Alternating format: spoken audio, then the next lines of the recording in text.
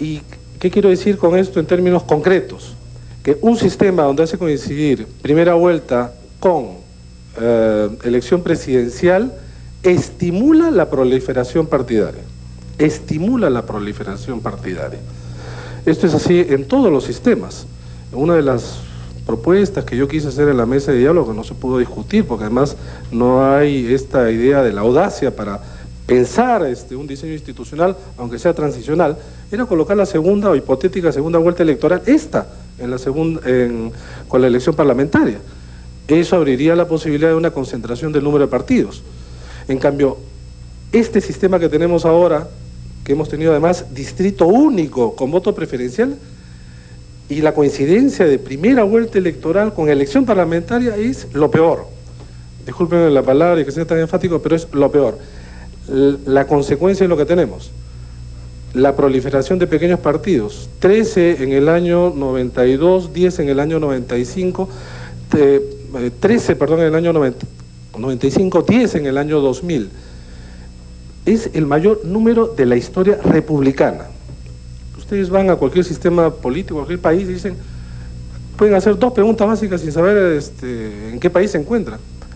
¿Cuántos partidos están presentes en el Parlamento? Y se pueden más o menos percatar de un elemento para pensar sobre su diseño e incluso sobre la estabilidad del sistema.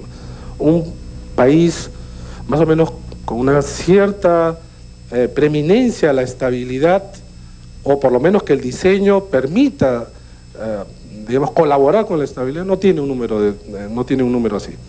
Pero la segunda vuelta tan famosa, el balotage, la segunda vuelta, generada ya en el año 78 con la reforma en Ecuador y luego asumido por Perú y casi todos los países en esta suerte de moda por la segunda vuelta, en el fondo no se ha hecho un balance general en América Latina, y yo me atrevería a hacerlo, quizá en una frase nada más: ha fracasado.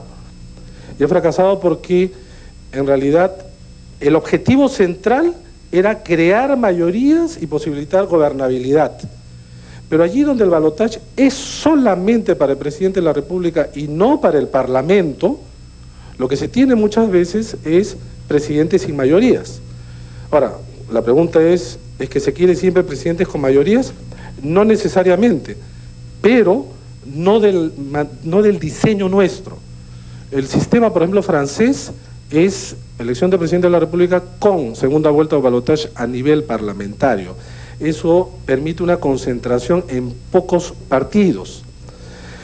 Pero, ¿cómo podemos hacer para no cambiar al sistema parlamentario, manteniéndonos aún en el sistema presidencial e intentando introducir un modelo y un esquema y un diseño que permita que las alianzas políticas no solo sean electorales, sino o que el sistema y el diseño estimulen las coaliciones de gobierno?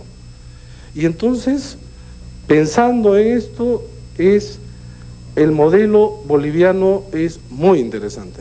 Bolivia es el único país en América Latina que no tiene balotaje directamente por voto popular. Es lo que René Mayor, que estuvo la semana pasada acá en el Perú, decía: el presidencialismo parlamentarizado, decía René. Y es muy interesante. Ustedes saben que dentro de la región andina, Bolivia era pues el patito feo en la transición democrática. En 4 años tuvo 6 presidentes, golpe de Estado, nadie daba medio por Bolivia. Pues desde el año 84, Bolivia, dentro de lo que podemos decir estable en estos países pobres, andinos, de la región andina, Bolivia ha sido más estable. Ha trasladado y ha transferido gobiernos en forma sucesiva del año 84, y van 5.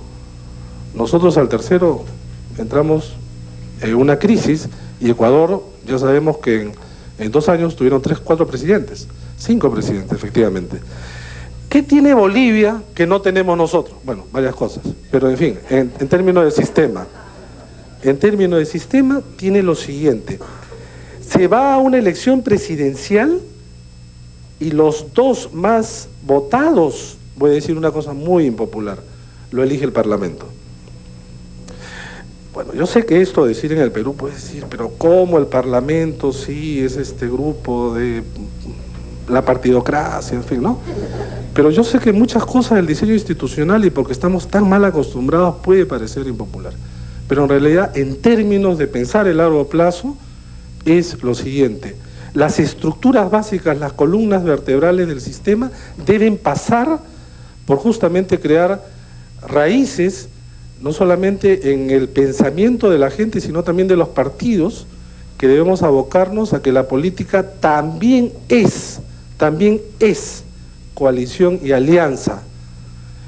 Nosotros pensamos en el Perú la política como confrontación, como eliminación del otro. Tenemos posibilidad dentro del juego político de ir a un sistema con reglas en donde estimule coaliciones. Y entonces, ¿por qué este sistema es interesante? Porque, por ejemplo, los típicos sistemas de 2 vueltas, en donde en la primera vuelta se quiere ganar, son alianzas electorales. Nada obliga a tener esa coalición posterior. En cambio, la elección en segunda vuelta por el Parlamento, cuando no se tiene mayoría, obliga a coaliciones de gobierno. Y eso obliga también, o permite también, pensar la política en términos de negociación, pactos, coaliciones y también el flujo de alternancia. Y eso es lo que ocurre en Bolivia. Pues eso es lo que queremos, es lo que yo quisiera para el país, en todo caso, averiguar. Y eso es lo que dice acá justamente el documento. Me estoy extendiendo demasiado. El sistema electoral parlamentario, debemos introducir modificaciones en esta idea de bicameralidad. Sí. El primero, yo sí creo que debemos ir a un Senado de elección de 3 senadores por departamento.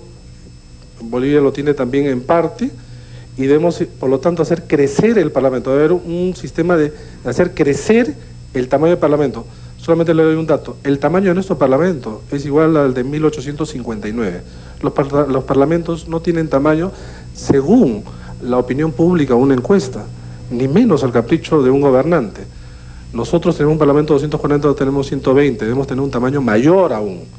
Y la elección de la Cámara, de una supuesta Cámara de Diputados, debe ser en una combinación de voto por lista, que es necesario porque se debe fortalecer partidos, tan impopular también ahora, con un sistema de votación personalizada, y es lo que se llama un sistema proporcional personalizado, que lo tiene Bolivia, lo tuvo Venezuela en la última época, y las últimas reformas en el mundo apuntan a eso, porque posibilita el fortalecimiento de los partidos y también el voto personalizado, y que en el caso peruano, lógicamente tan acostumbrado por el tan popular, aunque pernicioso, voto preferencial.